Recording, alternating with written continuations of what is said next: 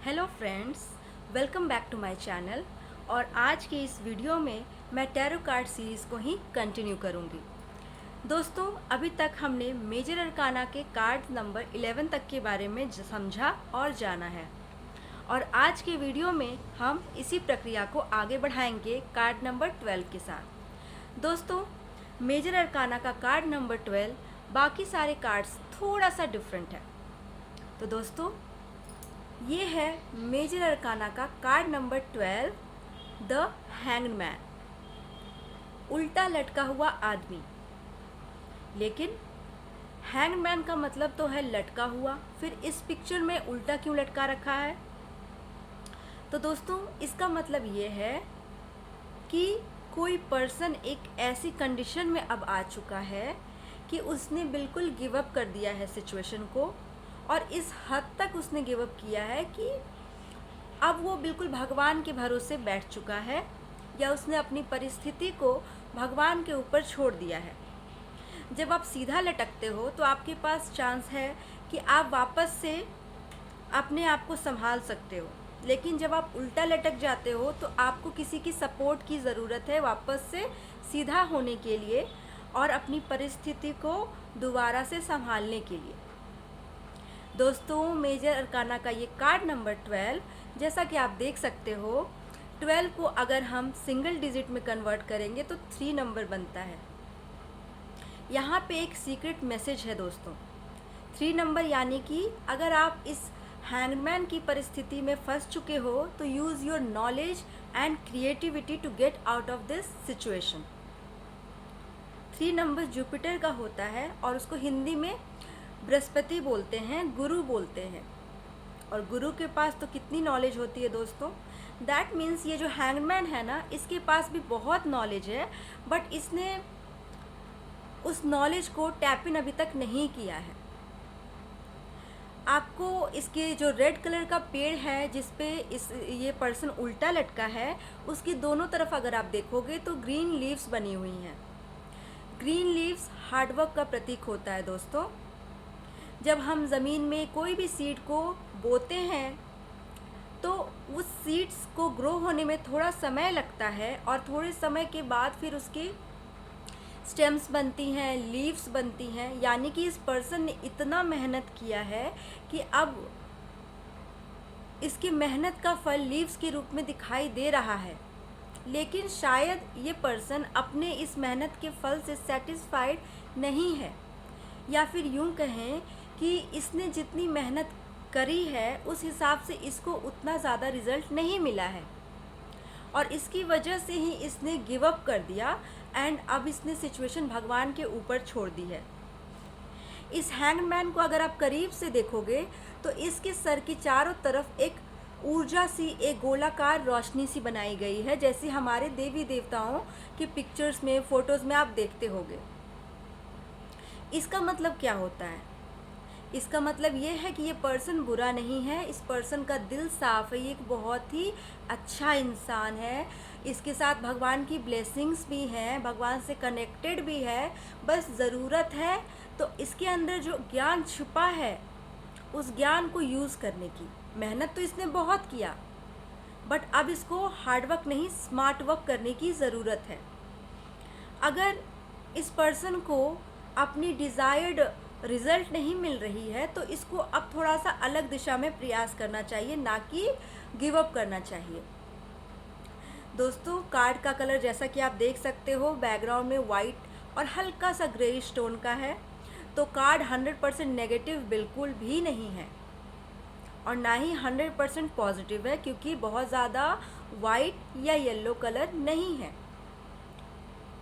तो हम ऐसा बोल सकते हैं, अगर हमारा कोई क्लाइंट आता है तो हम उसको ऐसा बोल सकते हैं कि आप इस सिचुएशन में फंसे हो और इससे निकलने के लिए आपको अपने अंदर की नॉलेज और क्रिएटिविटी को यूज़ करना है। थोड़ी देर अपने साथ अकेले में शांति से आंखें बंद करके बैठो तो आपको समझ आएगा कि इस परिस्थिति से बाहर कैसे निकलना है। तो दोस्तों, अब हम कुछ एस्पेक्ट की बात कर लेते हैं।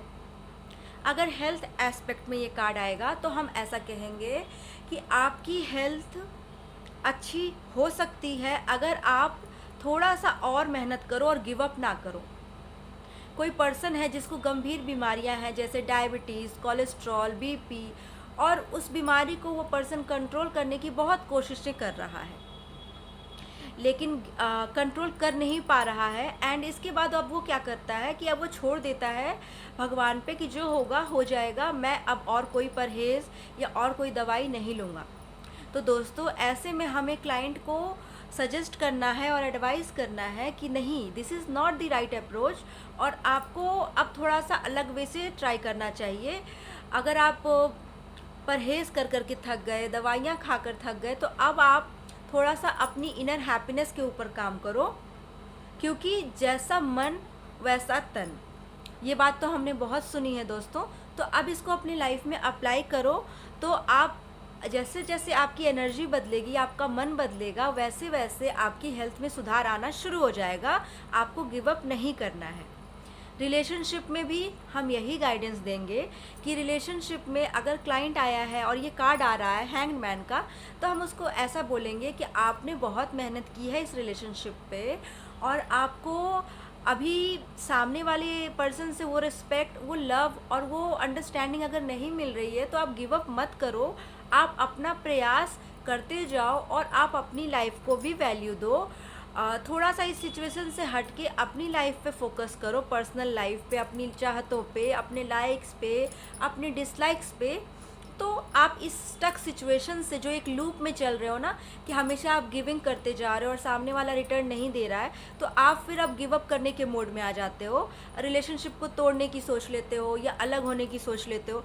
तो वहाँ पे थोड़ा सा अप्रोच चेंज करने की कोशिश करनी चाहिए दोस्तों। इसके बाद करियर और फाइनेंसेस की बात कर लेते हैं। करियर और फाइनेंसेस में अगर हैंगमैन कार्ड आ रहा है आपकी रीडिंग में, तो हम ऐसा कहेंगे कि करियर में थोड़ा सा आपको अलग तरीका अपनाने की ज़रूरत है। वही ट्रेडिशनल तरीका अब काम नहीं आएगा, है ना दोस्तों। अपने आप को टाइम के साथ अपग्रेड करो। एक पर्सन बहुत हार्ड वर्किंग है अपने करियर में, लेकिन फिर भी वो कहीं ग्रो नहीं कर पा रहा, और ना उसकी प्रमोशन हो रही है, ना उसकी इनकम बढ़ रही है। तो ऐसे में थोड़ा सा अपनी अप्रोच को चेंज करो, अपने में कुछ और स्किल्स को ऐड करो। एंड ऐसा नहीं कि हाँ, मेरा करियर ग्रो नहीं हो रहा तो मैं अब छोड़ देता हूँ जॉब, या गिव अप कर देता हूँ, या तो मेरा नसीब ही ख़राब है। इस तरह की भावना बिल्कुल नहीं लानी है। और थोड़ा सा अपने में और स्किल्स ऐड करो, अपनी कमियों को देखो कि कहाँ मेरे में क्या गलती रह गई या क्या कमी रह गई, दूसरे लोग क्या कर रहे हैं जिससे वो ग्रो कर रहे हैं। तो उन चीज़ों को आप जब सोचेंगे, समझेंगे, तो आप समझ पाएंगे कि इस लूप से बाहर निकलने का क्या रास्ता है। तो इन तीनों एस्पेक्ट में कभी भी गिव अप नहीं करना है दोस्तों। अब हम पास्ट, प्रेजेंट और फ्यूचर की बात कर लेते हैं कि जब पास्ट, प्रेजेंट और फ्यूचर में ये कार्ड आएगा, तो हम यही कहेंगे कि पास्ट में आप स्टक थे, प्रेजेंट में आप स्टक हो, इस स्टकनेस से बाहर निकलो, कोई दूसरा रास्ता ढूंढो।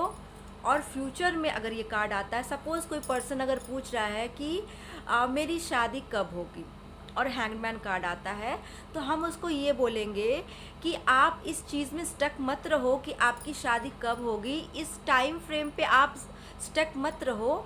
आप बस अपनी लाइफ जियो, रिश्ते देखो, कोई पसंद आ रहा है तो उसको एक्सप्लोर करो, उसको जानो, समझो, और अल्टीमेटली जो राइट पार्टनर होगा उसके साथ जिस राइट टाइम में आपकी शादी डेस्टिन्ड होगी वो हो जाएगी।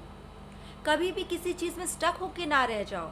अगर आपने कोई इंटरव्यू दिया और उसका रिज़ल्ट नहीं आया, तो अब आप उस इंटरव्यू के पीछे स्टक होके नहीं रह जाओ एंड गिव अप मत कर दो कि मैंने तो इतना अच्छा इंटरव्यू दिया, इतनी मेहनत की, लेकिन मुझे सामने वाली पार्टी ने रिस्पॉन्स नहीं किया, या मुझे जॉब नहीं दिया, तो मेरे में कोई कमी है, या अब मैं कभी ट्राई नहीं करूँगा या करूँगी। तो ये सोच गलत है, इसको आप चेंज करो, इस सोच के स्टकनेस से बाहर निकलो। तो दोस्तों, ये तो थी मेजर अरकाना के कार्ड नंबर 12 दी हैंगमैन की बातें। आपको इस कार्ड के बारे में यदि कोई ओपिनियन या अपनी व्यू पॉइंट शेयर करना है, तो you are free to comment in the comment section. और मेरे चैनल को लाइक एंड सब्सक्राइब ज़रूर करें। अपने फ्रेंड्स एंड फैमिली के साथ मेरे वीडियोस को शेयर करें। एंड आपकी लवली कमेंट्स का मैं हमेशा इंतज़ार करती हूँ। ये मुझे मोटिवेट करते हैं और भी अच्छी वीडियोस बनाने के लिए। थैंक यू सो मच दोस्तों। राधे राधे।